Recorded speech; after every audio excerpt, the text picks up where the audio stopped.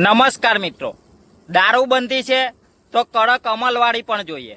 અત્યારે આપ સૌને ખબર હશે કે ભાવનગરના અંદર લઠ્ઠાકાંડના કારણે યુવાનોના મૃત્યુ થયા છે।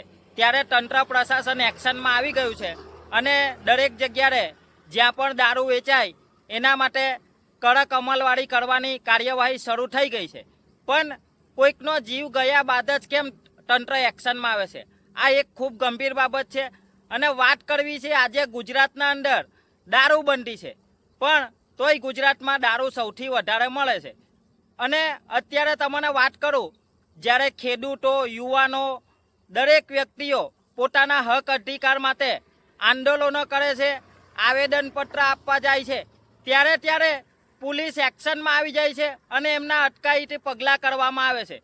જો પોલીસ પોતાના હક અધિકાર માટે અવાજ ઉઠાવતા દરેક જનતાને જો આટલી કડક અમલવાળીથી એક્શનમાં આવીને રોકી શકતી હોય તો પછી આ ગુજરાતમાં દારૂબંધી છે તો દારૂ કઈ રીતે આવે? એ પણ ખૂબ ગંભીર બાબત છે। જો પોલીસ ધારે તો ગુજરાતના અંદર એક બોટલ પણ દારૂ આવી દેવા નહીં શકે।